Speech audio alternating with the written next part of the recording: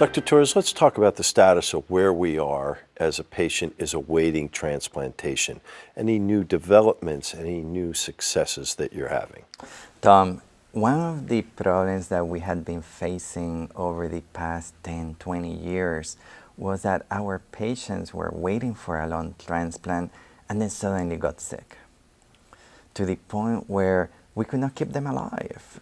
They developed acute respiratory failure and we would put them on conventional ventilators, and after a day, 2, 3, 4 days, we were not able to keep them alive and the patients would die.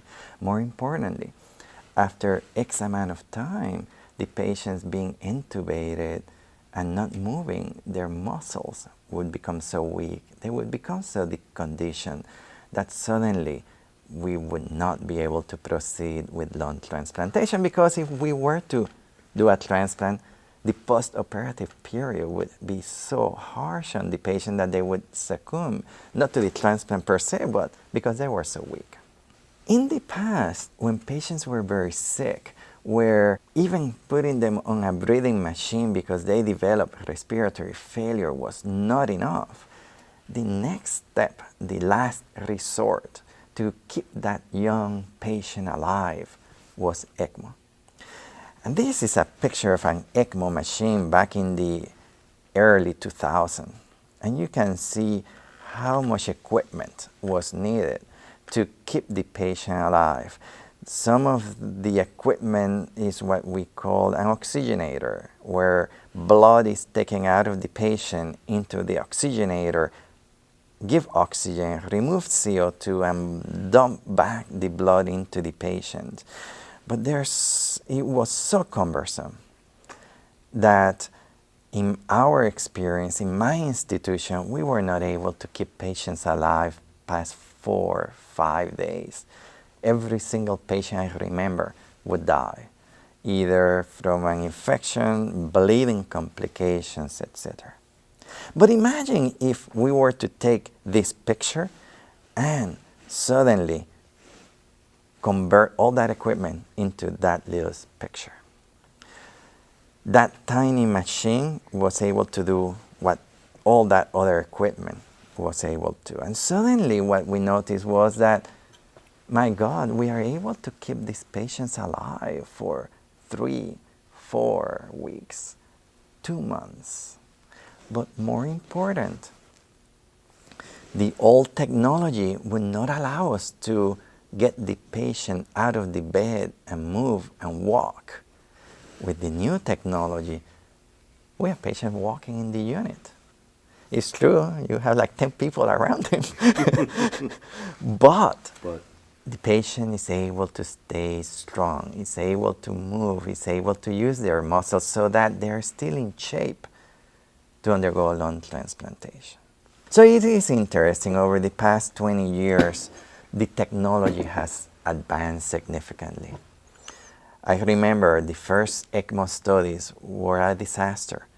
There was no difference in survival between patients with acute respiratory failure on ECMO compared to no ECMO. And that was disappointing. But obviously, as the physicians learned the technology, got more accustomed to use the technology, etc., and the technology itself improved, that has changed.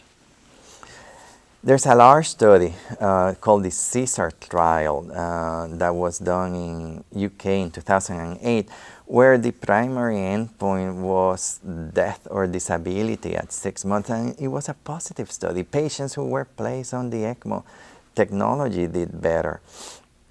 And that was kind of neat. Obviously, there were some parts of the study that were concerning, and patients, about 20 patients who were placed on the active arm never received ECMO the way the study was designed. The patients overall, there was an improved survival on patients on ECMO. So regardless of some of the criticisms that we have about the CESAR trial, it's a technology that indeed can help our patients. And perhaps we don't need to look at survival at 1 month, 3 months, 6 months. I just need the patients to be alive until I find an organ. And that can be 1 week, that can be 2 weeks, 3 weeks. So this technology is allowing us to keep a patient alive until I get an organ. And a lot of times we're successful in it. And it has changed how we approach lung transplantation in so many ways. Young kids with cystic fibrosis who we could not ventilate, and after 10 days of being on the ventilator, we would have to go to the parents and tell them, I'm sorry, it's just, we cannot proceed with lung transplantation. Now, we have the patient on ECMO walking down the unit for 2, 3, 4 weeks, and then we find an organ and we give a new life to that patient. Fantastic. Not to mention the quality of life, just to be able to feel like I'm able to get up, walk around, I'm still alive, I'm still living. Absolutely. Added hope. Absolutely. But again, a lot of people working to get these patients to where they need to. You have to have a whole team of nursing, ECMO personnel, respiratory therapists, the physical therapists. You can see these patients walking with an army around them, helping them through this stage. But at the end, these patients are then suddenly get a new life. What are any future challenges with ECMO? So we still lose some patients with ECMO. There are bleeding complications. There are anatomical complications, the cannulas moving. So finding better cannulas, finding cannulas where we do not need to anticoagulate our patients. Not to forget infections. You have a foreign body. So it is not that the industry is not thinking about it. It's just, it's a challenge because you have a foreign body, you have a procedure of how to put those cannulas in place, and that the cannulas do not move, migrate, and suddenly blood doesn't end up in the wrong place. And then infections that these patients can get at any time. So though I'm concentrating on the great things that the technology provides us, for sure, there are so many pitfalls and pitfalls to using that technology that over time, hopefully, we're able to improve the technology where we can use it seamless and without any kind of complications. At least you're going in the right direction. I hope so, Tom. Thank you, sir. Thank you.